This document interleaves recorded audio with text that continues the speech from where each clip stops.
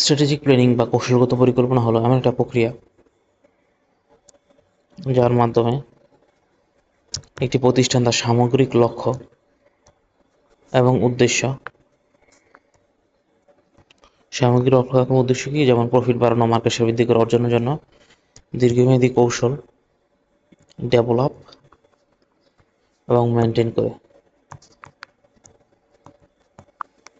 এর মূল উদ্দেশ্যই হলো প্রতিষ্ঠানের নিজস্ব সক্ষমতা, নিজস্ব ক্যাপাবিলিটিস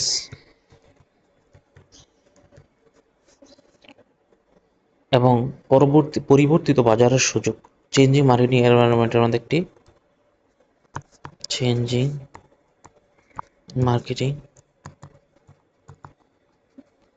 এনভায়রনমেন্টের মধ্যে একটি স্ট্র্যাটেজিক ফিট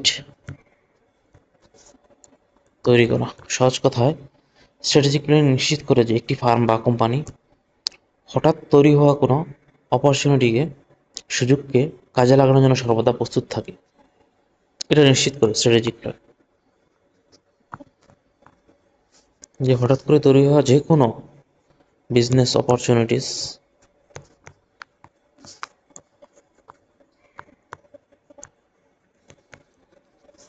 কাজে লাগানোর জন্য সর্বদা প্রস্তুত থাকে। এটি অর্জনের জন্য কোম্পানিকে নতুন রিসোর্স ও ক্যাপাবিলিটি অর্জন করে। এটি অর্জনের জন্য কোম্পানিকে নতুন রিসোর্স ও ক্যাপাবিলিটি অর্জন করে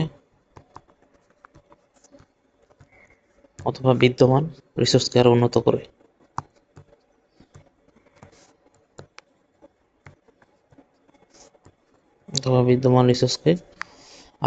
করে। আচ্ছা, স্ট্র্যাটেজিক প্ল্যানিংটা আরবার বলি।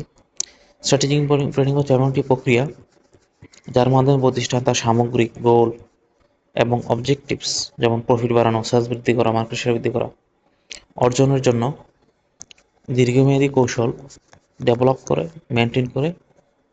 এবং মেনটেন করে। স্ট্র্যাটেজিক প্ল্যানিং বা কৌশলগত পরিকল্পনা এমন একটি প্রক্রিয়া যার মাধ্যমে প্রতিষ্ঠান তার সামগ্রিক লক্ষ্য, গোলস এবং অবজেক্টিভ, যেমন কি সেলস বাড়ানো, প্রফিট বাড়ানো, এগুলো অর্জনের জন্য কৌশল প্রণয়ন করে এবং এটা বজায় রাখে, মেনটেন করে, রক্ষণাবেক্ষণ করে। যে বলার মূল উদ্দেশ্য কি, যে নিজস্ব সক্ষমতা এবং পরিবর্তিত চেঞ্জি বাজার সুযোগ এর মধ্যে একটা কৌশলগত স্ট্র্যাটেজিক ফিট তৈরি করা। পরবর্তী বাজার সুযোগ এবং নিজস্ব সক্ষমতার মধ্যে একটা স্ট্র্যাটেজিক ফিট তৈরি করা, অর্থাৎ যে এটা নিশ্চিত করে যে যদি কোনো মার্কেটে হঠাৎ করে কোনো বিজনেস অপরচুনিটিস আসে, সেগুলো কাজে লাগানোর জন্য যেন সর্বদা প্রস্তুত থাকে। এটা কোম্পানির জন্য নতুন রিসোর্স ও ক্যাপাবিলিটি অর্জন করে বিদ্যমান রিসোর্সকে উন্নত করে। অর্থাৎ এটি অর্জনের জন্য আচ্ছা, এই যে যে একটা ফার্ম হঠাৎ তৈরি হওয়া বিজনেস অপরচুনিটিকে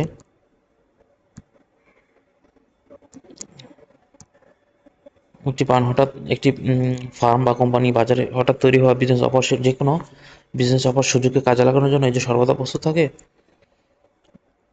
এটি অর্জনের জন্য কোম্পানি নতুন রিসোর্স, এই যে সর্বদা প্রস্তুত থাকে যে বাজারে তৈরি হওয়া যে কোনো সুযোগকে কাজে লাগানোর জন্য, এইটা অর্জনের জন্য নতুন রিসোর্স এবং ক্যাপাবিলিটিকে আরো উন্নত করে। নতুন রিসোর্স ও ক্যাপাবিলিটি অর্জন করে এবং আরো উন্নত করে, বিদ্যমান রিসোর্সকে আরো উন্নত করে। আচ্ছা, স্ট্র্যাটেজিক প্ল্যানিং মূলত 4 ধাপে বিভক্ত। প্রধান 3টা ধাপে কর্পোরেট লেভেল, অর্থাৎ কোম্পানির শীর্ষ ব্যবস্থাপনা, এমডি, সিইও, বোর্ড অফ ডিরেক্টরের সম্পন্ন, এবং চতুর্থ ধাপটি ফাংশনাল ডিপার্টমেন্টে সম্পন্ন হয়। চতুর্থ ধাপটি ফাংশনাল ম্যানেজার দ্বারা সম্পন্ন হয়। আচ্ছা, প্রথম stage 1, define business mission statement, company মিশনকে সংজ্ঞায়িত করা। Define company mission,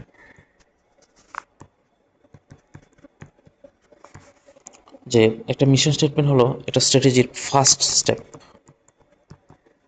mission statement হলো একটা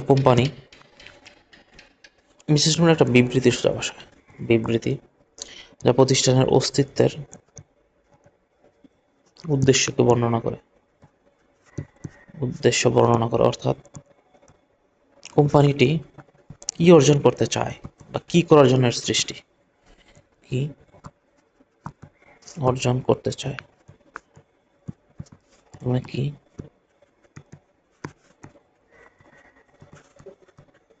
অর্জন করার জন্য এর সৃষ্টি।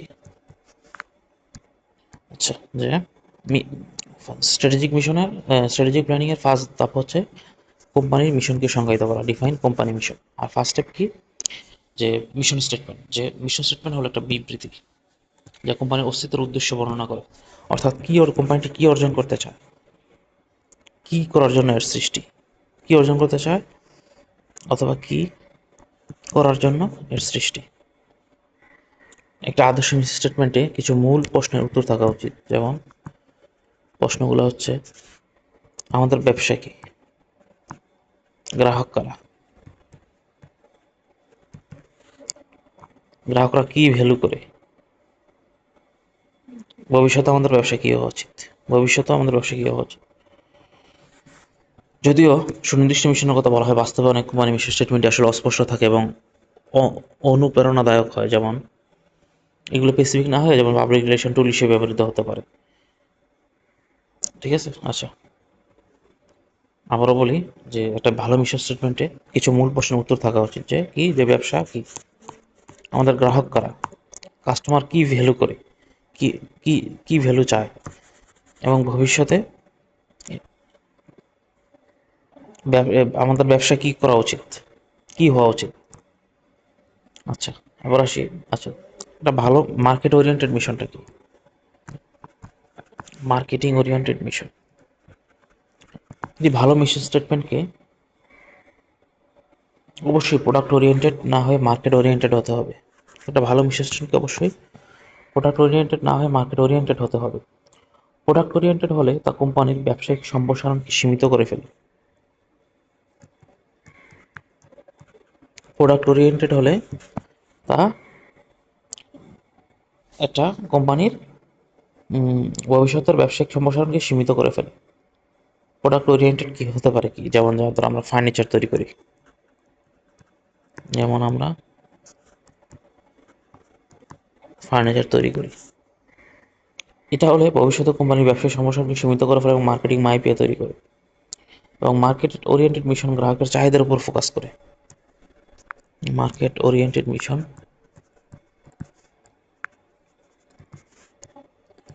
গ্রাহকের চাহিদার উপর ফোকাস করে। আচ্ছা, এক্সপানশন, যে বলতেছিলাম যে একটা ভালো মার্কেটিং মিশন স্টেটমেন্ট অবশ্যই মার্কেট ওরিয়েন্টেড হতে হবে। প্রোডাক্ট ওরিয়েন্টেডটা কি, ভালো মার্কেট প্রোডাক্ট ওরিয়েন্টেড হওয়াটা কি, প্রোডাক্ট ওরিয়েন্টেড হওয়া মানে যে আমি বললাম যে আমরা ফার্নিচার তৈরি করি, আমার মিশন স্টেটমেন্ট এটা হলে কোম্পানির ভবিষ্যতের ব্যবসায়িক সম্প্রসারণটাকে এক্সপানশনটাকে সীমিত করে ফেলে, যে আমরা ফার্নিচার তৈরি করি এবং মার্কেটিং মাইপিএ তৈরি করে। তাই মার্কেট ওরিয়েন্টেড মিশনকে গ্রাহকের চাহিদার উপর ফোকাস করে। মানে আমরা ফার্নিচার তৈরি করি, এটার মধ্যে ইন ফিউচারে আমরা ব্যবসা কী হবে বা এক্সপানশন, এগুলা কিছুই না, উল্লেখ নাই, ঠিক না? কিন্তু যদি আমরা বলি যে কিন্তু মার্কেট ওরিয়েন্টেড মিশন গ্রাহকের চাহিদার উপর ফোকাস করে। আচ্ছা, তারপর বলতেছে যে একটা ভালো মিশনের বৈশিষ্ট্য হচ্ছে এটাকে রিয়েলিস্টিক হতে হবে, স্পেসিফিক হতে হবে, মার্কেটিং এনভায়রনমেন্টের সাথে সামঞ্জস্যপূর্ণ হতে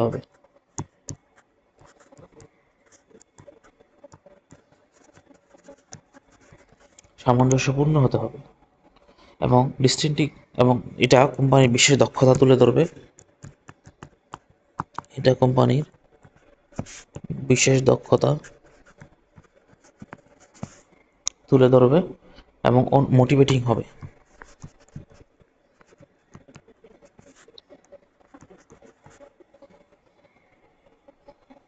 তাহলে একটা ভালো মিশন স্টেটমেন্ট ডিস্টিংটিভ হবে, রিয়েলিস্টিক হবে, স্পেসিফিক হবে, কোম্পানির বিশেষ দক্ষতাকে কোম্পানি মার্কেটিং এনভায়রনমেন্টের সাথে সামঞ্জস্যপূর্ণ হতে হবে, ডিস্টিংক্টিভ কম্পিটেন্সিসকে তুলে ধরবে কোম্পানি, এবং এটি মোটিভেটিং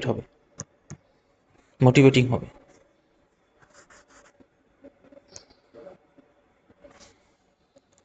আচ্ছা, second step, setting company objective and goals.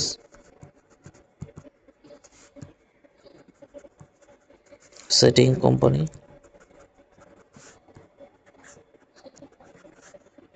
Objective and goals.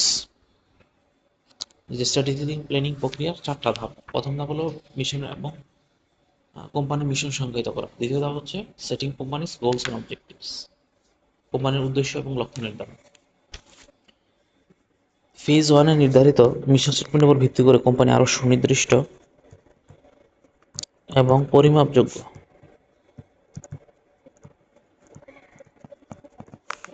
পরিমাপযোগ্য লক্ষ্য এবং গোল সেট করে।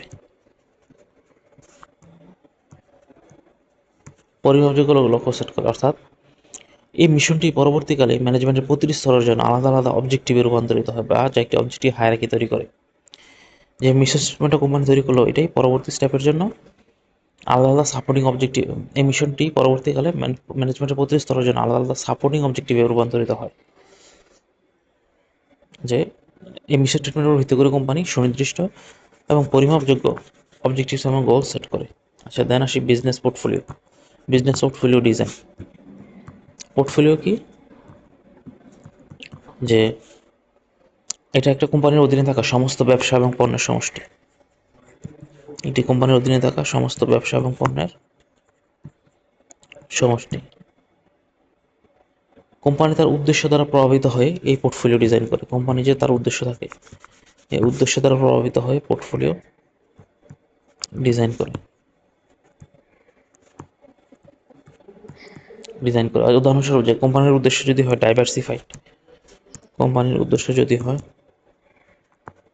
ডাইভার্সিফাই বা ব্যবসা বৈচিত্র্য আনা, ডাইভার্সিফাই করা, তবে তার বিজনেস পোর্টফোলিওতে নতুন নতুন ব্যবসা যুক্ত হবে।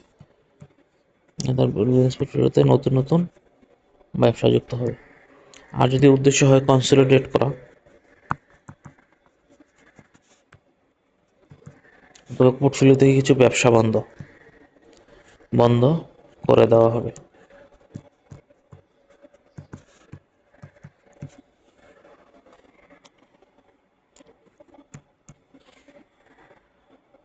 স্টেপ 4 হচ্ছে ফাংশনাল স্ট্র্যাটেজি পরিকল্পনা।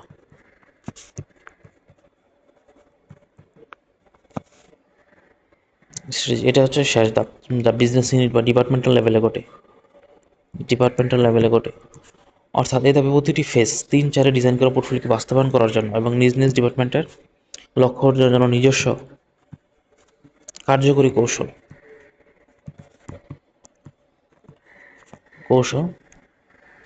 তৈরি করে।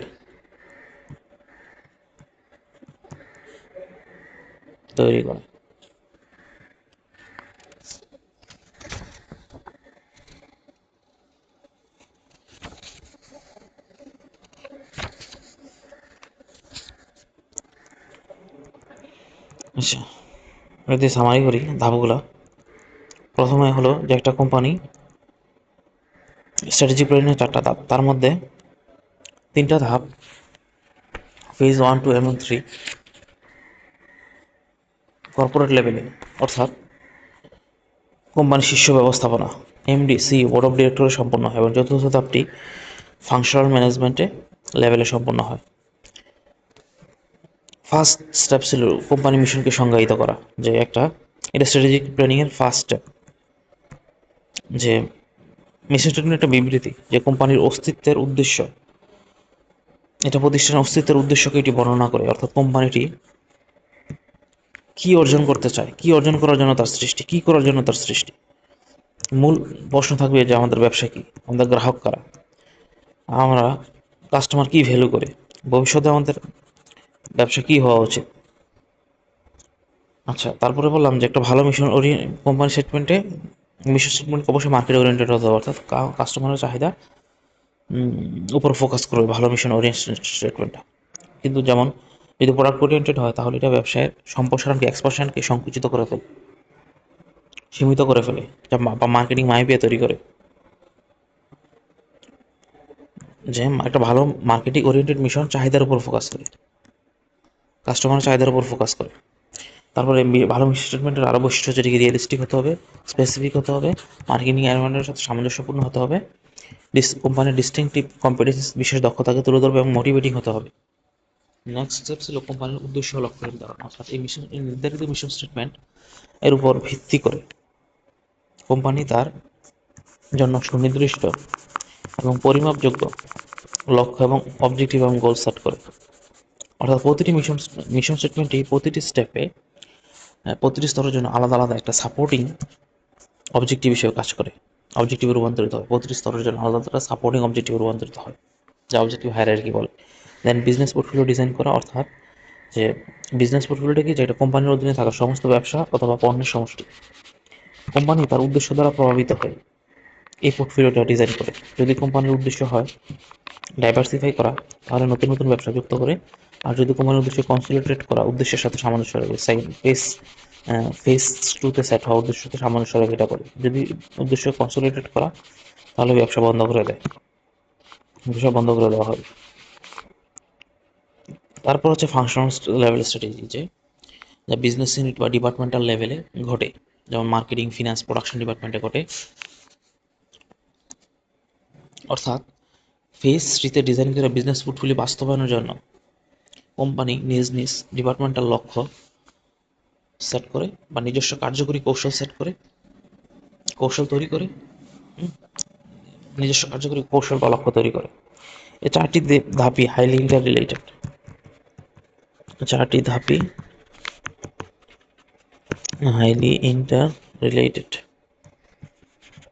হাইলি ইন্টার রিলেটেড, অর্থাৎ একটি সম্পূর্ণ হলে পরবর্তী ধাপটি শুরু হয়। আচ্ছা, দেন আসি একটা উদাহরণ। অ্যাংরো, একটা অর্গানিক সার উৎপাদনকারী প্রতিষ্ঠান, কি অ্যাংরো। একটা ভালো মিশন স্টেটমেন্টের উদাহরণ হচ্ছে কি, যে সুনির্দিষ্ট স্পেসিফিক। তাদের মিশন স্টেটমেন্ট কি দেখি, যে তারা কৃষকদের চ্যালেঞ্জ বুঝতে চায় এবং কস্ট ইফেক্টিভ নিউট্রিয়েন্ট সরবরাহ করতে চায়। স্পেসিফিক, যে কস্ট ইফেক্টিভ নিউট্রিয়েন্ট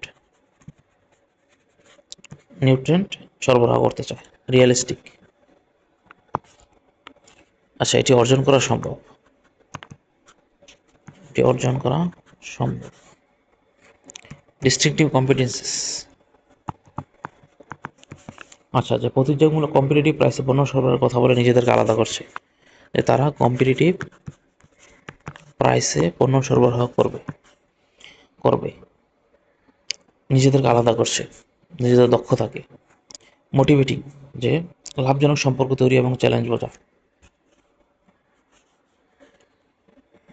অনুপ্রেরণামূলক, যে লাভজনক সম্পর্ক তৈরি করবে, এটা হচ্ছে অনুপ্রেরণামূলক।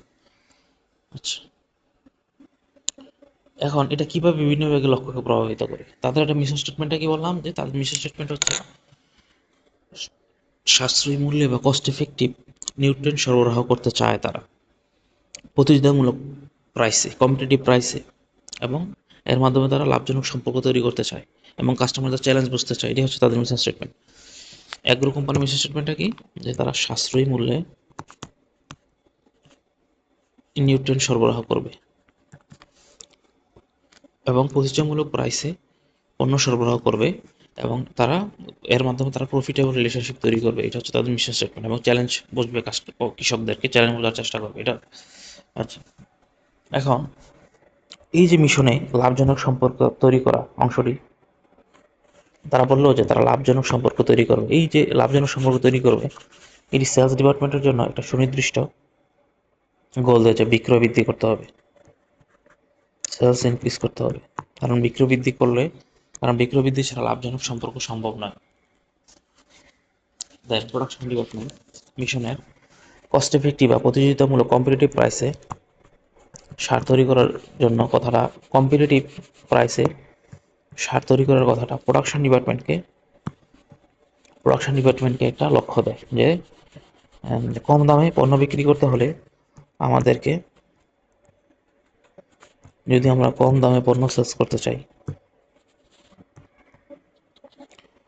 আমাদেরকে উৎপাদন খরচ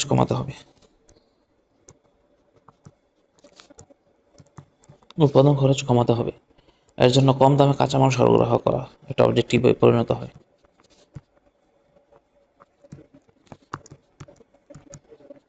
কম দামে কাঁচামাল সরবরাহ করা একটা সংগ্রহ করা এটা সরবরাহ না, সংগ্রহ করা তাদের একটা অবজেক্টিভে পরিণত হয়। মার্কেটিং ডিপার্টমেন্ট কৃষকদের চ্যালেঞ্জ বা আন্ডারস্ট্যান্ডিং ফার্মার চ্যালেঞ্জ, এটা মার্কেটিং ডিপার্টমেন্টকে সরাসরি নির্দেশ দেয় যে তাদের মার্কেট রিসার্চ করতে হবে। মার্কেট রিসার্চ ছাড়া আসলে কাস্টমারদের চ্যালেঞ্জ বোঝা সম্ভব না। তার মানে মিশন স্টেটমেন্ট একটা কোম্পানির লাইট বা পথ প্রদর্শকের মতো কাজ করে। এটা প্রতিটি ফেজ টুতে প্রতিটি বিভাগে সুনির্দিষ্ট লক্ষ্য নির্ধারণে সহায়তা করে। দেন আসে বিজনেস পোর্টফোলিও ডিজাইন করা। বিজনেস পোর্টফোলিও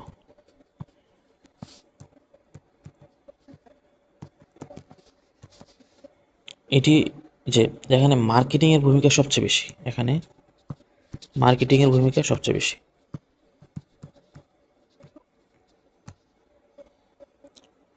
যে ফেজ 1 এবং ফেজ 2 ঠিক করার পর কোম্পানি তাদের বিজনেস পোর্টফোলিও ডিজাইন করে। বিজনেস পোর্টফোলিও কি? বিজনেস পোর্টফোলিও হচ্ছে কোনো কিছুর কালেকশন, যেমন ফটো কাভারের পোর্টফোলিও তার ছবি তোলা, তার তোলা বিভিন্ন ইভেন্টের কালেকশন, এবং একজন স্টক ইনভেস্টরের পোর্টফোলিও হলো তার বিনিয়োগ করা শেয়ারের সমষ্টি। তার স্টক ইনভেস্টরের পোর্টফোলিও হলো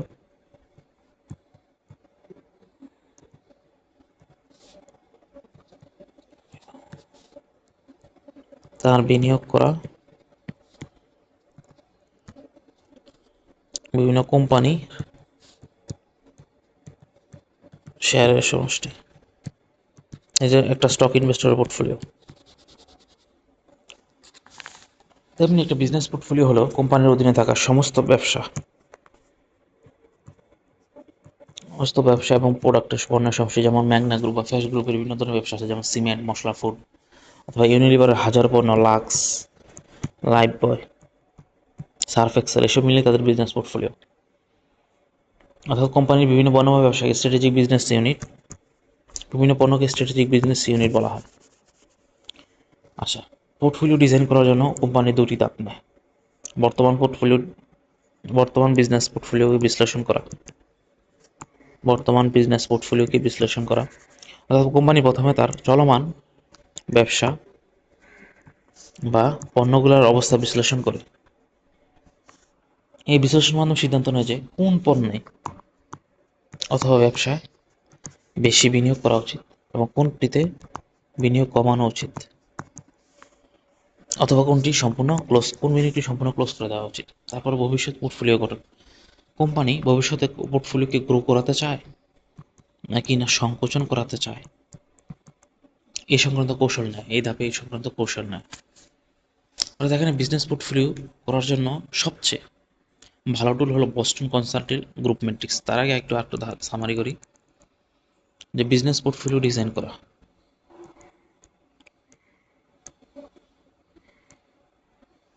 বিজনেস পোর্টফোলিও ডিজাইনটা কি, যে এখানে মার্কেটিং এর ভূমিকা সবচেয়ে বেশি বিজনেস পোর্টফোলিও ডিজাইন করার ক্ষেত্রে। কিভাবে? যে ফেজ 1 এবং ফেজ 2 তে লক্ষ্য নির্ধারণ করলো কোম্পানি। লক্ষ্য নির্ধারণ করার পর কোম্পানি তার বিজনেস পোর্টফোলিও ডিজাইন করে। এই বিজনেস পোর্টফোলিও মানে হলো কোনো কিছু কালেকশন বা সমষ্টি। যেমন একজন ফটোগ্রাফারের পোর্টফোলিও হলো তার তোলা বিভিন্ন ইভেন্টে তার তোলা ছবির কালেকশন। একজন স্টক ইনভেস্টরের পোর্টফোলিও হলো তার বিনিয়োগ করা বিভিন্ন কোম্পানির শেয়ারের সমষ্টি। আর বিজনেস পোর্টফোলিও হলো একটি কোম্পানির অধীনে থাকা সমস্ত ব্যবসা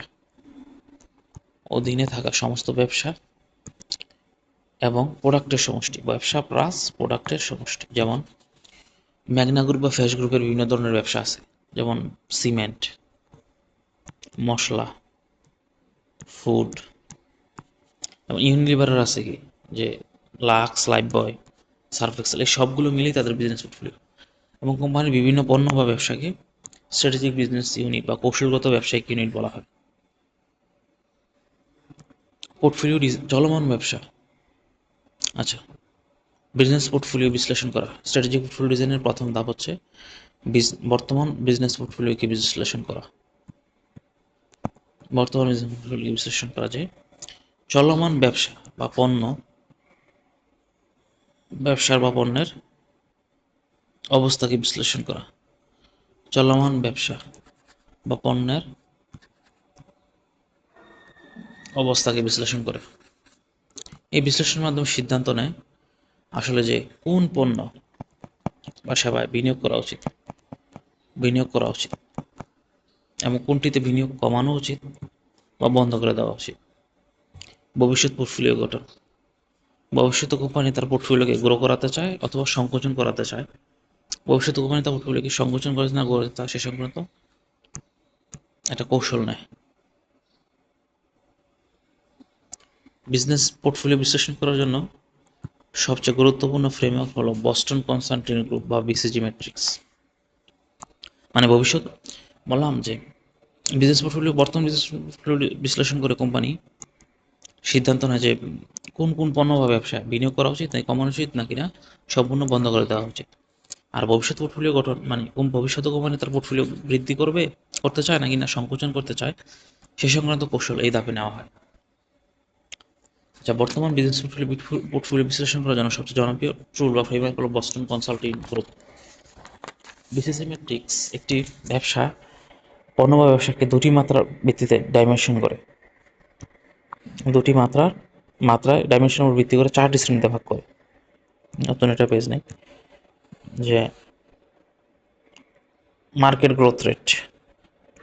আচ্ছা, ভার্টিক্যাল অক্ষে থাকে মার্কেট গ্রোথ রেট MGR, আর হরিজন্টাল এক্সিসে থাকে relative market share RMS। Market growth rate এবং আচ্ছা আচ্ছা মার্কেট গ্রোথ রেটটা এটা দেখায় যে বাজার কত দ্রুত বড় হচ্ছে, একটা ইন্ডাস্ট্রি বা বাজারটি বছরে কত দ্রুত বড় হচ্ছে। এটি বাজারের সামগ্রিক অ্যাট্রাকটিভনেস পরিমাপ করে। একটা ইন্ডাস্ট্রি বা বাজার কত দ্রুত বড় হচ্ছে, এটি বাজারের অ্যাট্রাকটিভনেস পরিমাপ করে। আর রিলেটিভ মার্কেট শেয়ার দেখায় যে প্রতিযোগিতার তুলনায় পণ্যটির শক্তি বা মার্কেট শেয়ার কেমন, হাই অর লো। প্রতিযোগীর তুলনায় কোম্পানির পণ্যটির শক্তি বা মার্কেট শেয়ার কেমন, রিলেটিভ মার্কেট শেয়ার প্রতিযোগীর তুলনায়। আচ্ছা, স্টার হচ্ছে এখানে থাকে হাই, এটা লো, লো, এটা হচ্ছে হাই। স্টার হচ্ছে হাই মার্কেট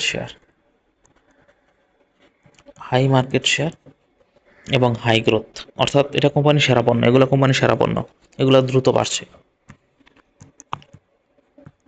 বাড়ছে এবং সেখানে পণ্যটিও শক্তিশালী অবস্থানে আছে, যেমন লাক্স সাবান। আচ্ছা, তারপর আসি কোয়েশ্চেন মার্ক হচ্ছে হাই মার্কেট গ্রোথ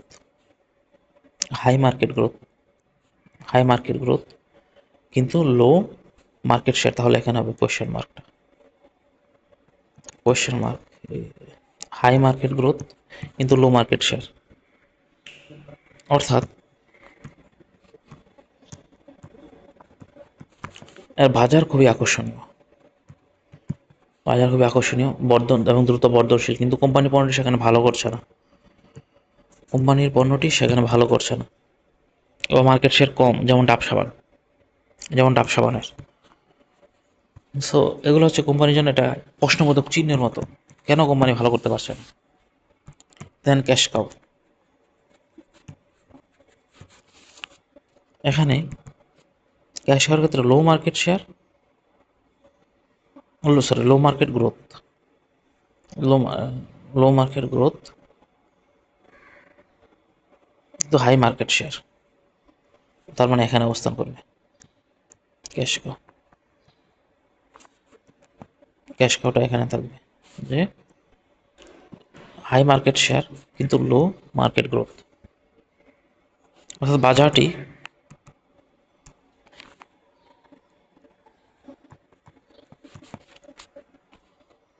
বাজারটি ধীরগতির। বা স্যাচুরেটেড গ্রোথ কম,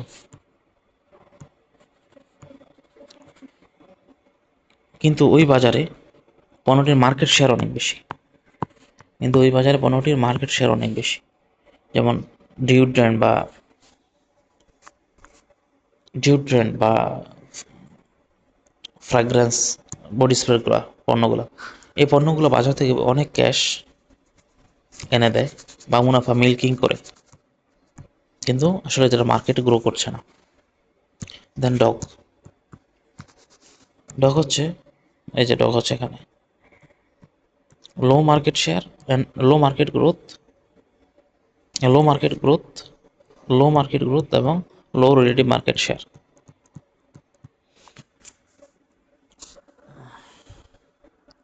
এটা সবচেয়ে কম কাঙ্ক্ষিত অবস্থা। বাজারও ধীরগতির এবং পণ্যের মার্কেট শেয়ারও কম, যেমন চা, রেক্সোনা বা চা। আচ্ছা, এখন এই পোর্টফোলিও বিশ্লেষণের মূল উদ্দেশ্য হচ্ছে এই শ্রেণী বিভাগের উপর ভিত্তি করে বিনিয়োগ কৌশল ঠিক করা।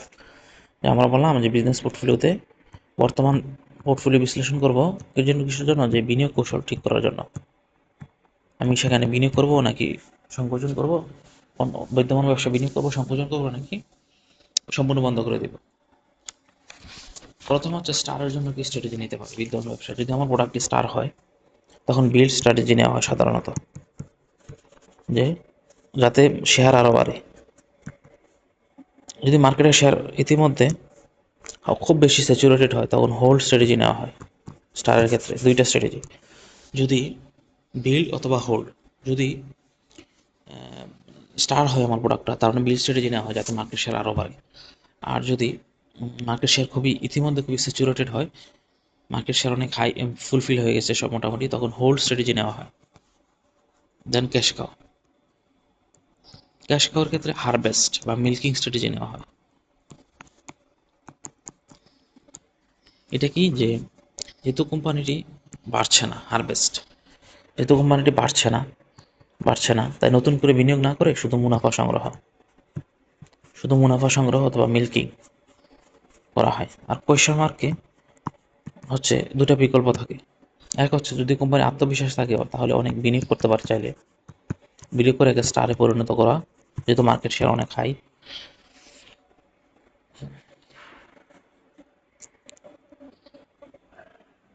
অথবা ডাইভেস্ট, যদি মনে হয় যে প্রতিযোগিতা অনেক শক্তিশালী তো বা অন্য কোনো কারণে মার্কেট শেয়ার বাড়ানোর সম্ভাবনা, তবে তাই রিসোর্স নষ্ট না করে পণ্যটি ডাইভেস্ট করা উচিত। যেমন আইবিএম এক সময় পিসি মার্কেটে লিডার পরেও রেনোভোর কাছে তাদের পিসি বিক্রি করে দেয়, কারণ তারা ভাবছে যে প্রতিযোগিতা টিকতে না পেরে, ভাবছে যে তারা তাদের বিদ্যমান রিসোর্স ব্যবহার করে হয়তো মার্কেট শেয়ার বাড়াতে পারবে না নিজেদের, তাই তারা রেনোভোর কাছে তারা পিসিবি একটি বিক্রি করে দিয়েছে। ডগ স্ট্র্যাটেজি যেহেতু করে মার্কেট গ্রোথ, মার্কেট শেয়ার দুইটাই কম, তাই পণ্যের জন্য একটাই স্ট্র্যাটেজি, ডাইভেস্ট বা পোর্টফোলিও থেকে বাদ দেওয়া দরকার। এর জন্য ডাইভেস্ট স্ট্র্যাটেজি নেওয়া হয়। তাহলে আবার বলি, যদি আমার পণ্যটি হয় স্টার, তাহলে আমি বিল্ড স্ট্র্যাটেজি নিব অথবা হোল্ড স্ট্র্যাটেজি নিব। বিল্ড অথবা হোল্ড, যে বিল্ড মানে মার্কেট শেয়ার বাড়ানোর চেষ্টা করে, হোল্ড মানে মার্কেট শেয়ার ধরে রাখার চেষ্টা করবে। আর যদি কোয়েশ্চেন মার্ক হয় তাহলে বাজার মার্কেট শেয়ার অনেক গ্রো করছে, যদি কোম্পানি মনে করে যে তারা প্রচুর বিনিয়োগের মাধ্যমে মার্কেট শেয়ার বাড়ানো সম্ভব, সেক্ষেত্রে কোম্পানি চাইলে এটাকে প্রচুর মার্কেট শেয়ার বিনিয়োগ করার মাধ্যমে এটাকে স্টারে পরিণত করতে পারে। আর যদি মনে করে যে প্রতিযোগিতা খুব শক্তিশালী বা অন্য কোনো কারণে মার্কেট শেয়ার বাড়ানো সম্ভব নয়, তাই রিসোর্স না করে এটাকে ডাইভেস্ট বা বন্ধ করে দেওয়া উচিত। যেমন আইবিএম এক সময় পিসি মার্কেটে লিডার হওয়ার পরেও তারা রিলায়েন্সের সাথে পিসি বিক্রি করে দিয়েছে। আর যদি ক্যাশ কাউ হয় তাহলে উচিত হারভেস্ট করা, যত বেশি সম্ভব মুনাফা সংগ্রহ করা এবং ওই মুনাফা স্টারে বিনিয়োগ করা।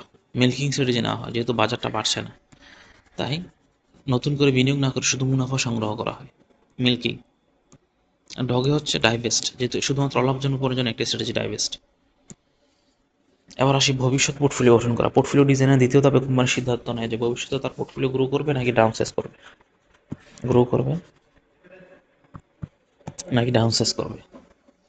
এই মার্কেট গ্রোথ বা প্রবৃদ্ধির জন্য 4টি প্রধান কৌশল রয়েছে, যা প্রোডাক্ট বা মার্কেট এক্সপানশন গ্রিড বলে বা অ্যানসব ম্যাট্রিক্স নামে পরিচিত। এটি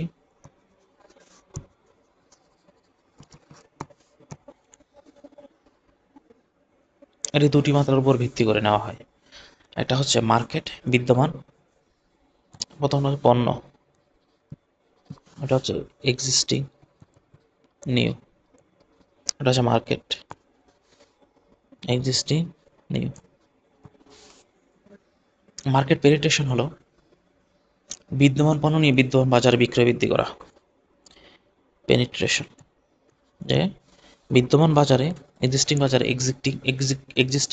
এক্সিস্টিং পণ্য নিয়ে বিক্রয় বৃদ্ধি করা। যেমন এটা কীভাবে করে, যে বিজ্ঞাপনের মাধ্যমে দাম কমিয়ে, যেমন আইফোন টেন আইফোন টেন এর উপর ডিসকাউন্ট দিয়ে নতুন নতুন স্টোর খুলে যেমন যেমন স্পিন্স বাজারের নতুন শাখা খোলা। তো এগুলোর মাধ্যমে আসলে নতুন শাখা, বিদ্যমান বাজারে বিদ্যমান মার্কেট নিয়ে বিক্রি ও বৃদ্ধির চেষ্টা করা অথবা সেবার মান বাড়ানো। এটা হচ্ছে কি ভবিষ্যতে পোর্টফোলিও বৃদ্ধি করা বা সংকোচন করার স্ট্র্যাটেজি আর কি। যে হুম, এটা হচ্ছে কি প্রোডাক্ট পেনিট্রেশন, মার্কেট পেনিট্রেশন। দেন আসি প্রোডাক্ট ডেভেলপমেন্ট। এখানে বিদ্যমান পণ্য নিয়ে এখানে বিদ্যমান পণ্য নিয়ে নতুন বাজারে প্রবেশ করা হয়। বিদ্যমান পণ্য নিয়ে নতুন বাজারে প্রবেশ করা হয়, ডেভেলপমেন্ট। বিদ্যমান পণ্যে নতুন বাজারে প্রবেশ করা হয়, যেমন নতুন কোনো ভৌগোলিক বাজারে। যেমন অ্যাপল যদি সোমালিয়ায় আইফোন বিক্রি করা শুরু করে, তাহলে নতুন ভৌগোলিক বাজারে প্রবেশ করলো। আবার যদি নতুন ডেমোগ্রাফিক মার্কেটে, যেমন আগে গ্লোবাল লাইব্রেরি যদি পুরুষদের জন্য একই ক্রিম বাজারজাত করে, অথবা যদি বয়স্কদের টার্গেট করা শুরু করে, ট্যাং। সো এগুলো হচ্ছে নতুন ডেমোগ্রাফিক বাজারের জন্য, ডেমোগ্রাফিক মার্কেটে।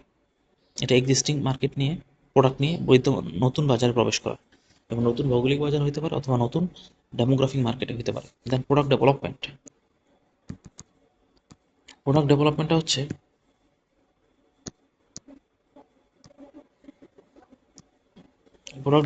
হচ্ছে যে বিদ্যমান বাজারে নতুন পণ্য নিয়ে,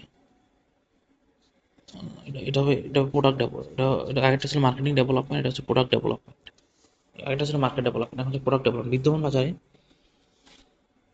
নতুন পণ্য নিয়ে বা মডিফাইড পণ্য নিয়ে আসে, অর্থাৎ কিভাবে নতুন পণ্য এনে অথবা নতুন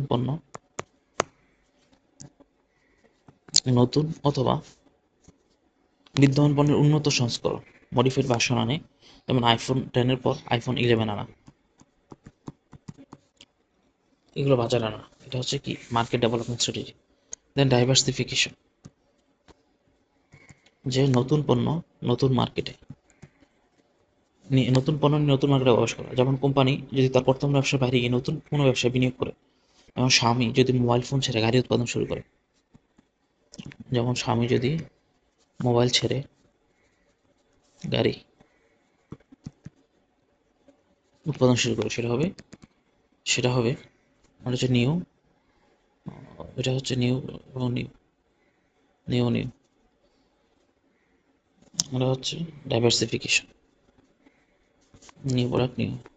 আবার গ্রাফটা বলেছি, আবার পড়ি। এটা হচ্ছে রিলেটিভ, এটা হচ্ছে পণ্য, এটা হচ্ছে মার্কেট।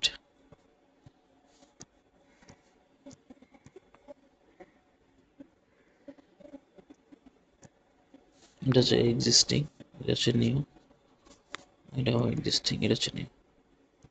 যদি বিদ্যমান পণ্য নিয়ে প্রবেশ করে, তা এক্সিস্টিং পণ্য নিয়ে প্রবেশ করে, তাহলে সেটা হচ্ছে কি প্রোডাক্ট পেনিট্রেশন, মার্কেট পেনিট্রেশন। যেমন স্পিচ বাজারে নতুন বাজার খোলা, অথবা আইফোন 10 জন্য ডিসকাউন্ট দেওয়া, এটা হচ্ছে কি মার্কেট পেনিট্রেশন। আর যদি এক্সিস্টিং মার্কেটে নতুন পণ্য নিয়ে আসে, সেটা হচ্ছে কি প্রোডাক্ট ডেভেলপমেন্ট। যে বিদ্যমান বাজারে নতুন পণ্য নিয়ে আসা, মডিফাইড পণ্য নিয়ে আসা, যেমন সম্পূর্ণ নতুন পণ্য আনা অথবা বিদ্যমান বাজারে উন্নত সংস্করণ আনা। যেমন কি বিদ্যমান পণ্যের উন্নত সংস্করণের উদাহরণ হচ্ছে যে আইফোন 10 এর পর আইফোন 11 আনা। এটা হয় কি মার্কেট ডেভেলপমেন্ট, প্রোডাক্ট ডেভেলপমেন্ট। বিদ্যমান বাজারে নতুন পণ্য নিয়ে আসা বা মডিফাইড ভার্সন নিয়ে আসা। আর আরেকটা হচ্ছে যে মার্কেট ডেভেলপমেন্ট, অর্থাৎ বিদ্যমান পণ্যের নতুন কোনো বাজারে প্রবেশ করা। যেমন এটা হতে পারে মার্কেট অথবা নিউ জিওগ্রাফিক্যাল মার্কেট অথবা নিউ ডেমোগ্রাফিক মার্কেট, যে নতুন ভৌগোলিক বাজারে প্রবেশ করা। যেমন আইফোন যদি সোমালিয়াতে যদি অ্যাপল আইফোন বিক্রি করা শুরু করে, অথবা যদি গ্লো অ্যান্ড লাভলি যদি পুরুষদের জন্য একই ক্রিম বাজারজাত শুরু করে, গ্লো অ্যান্ড লাভলি মেয়েদের যেটা, অথবা ট্যাং যদি বয়স্কদের টার্গেট করা শুরু করে। এটা। আর ডাইভার্সিফিকেশন হচ্ছে সম্পূর্ণ নতুন মার্কেটে সম্পূর্ণ নতুন স্ট্র্যাটেজি, নতুন পণ্য নিয়ে প্রবেশ করা। যেমন স্বামী যদি তার মোবাইল ফোনের ব্যবসা ছেড়ে দিয়ে মোবাইল ফোনের ব্যবসার পাশাপাশি ব্যবসার বাইরে গিয়ে নতুন কোনো ব্যবসা বিনিয়োগ করে, অর্থাৎ যদি মোবাইল ফোন ছেড়ে দিয়ে গাড়ি উৎপাদন শুরু করে, এটা হবে কি ডাইভার্সিফিকেশন। কোন স্ট্র্যাটেজি নেওয়া হবে এটা নির্ভর করে কোম্পানির রিসোর্স, ঝুঁকি নেওয়ার ক্ষমতা, সুযোগ, প্রতিযোগীদের কৌশলের উপর, প্রতিযোগীর কৌশলের উপর। Then downsizing strategy.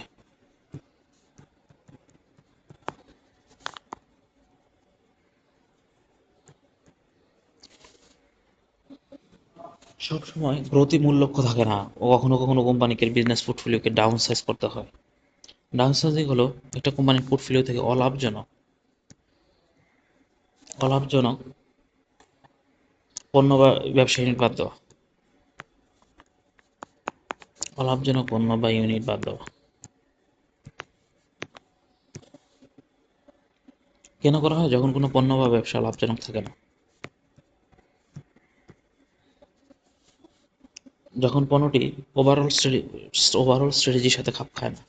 যেমন জিএসকে বা গ্লাসকো স্মিথ লাইন বাংলাদেশ থেকে ব্যবসা গুটিয়ে নিয়েছে, যদিও তাদের কিছু পণ্য গ্লুকোজটি লাভজনক ছিল, কিন্তু তাদের বৈশ্বিক কৌশলের সাথে মিলছিল না। হুম। আচ্ছা,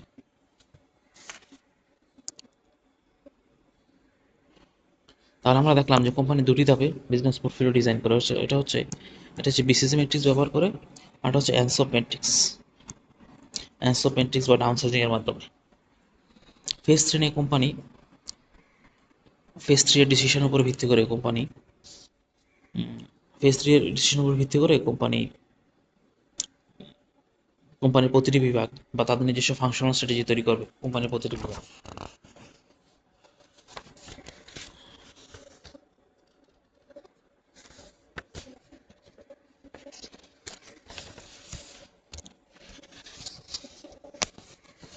এই আর কি, that is the end of strategic planning.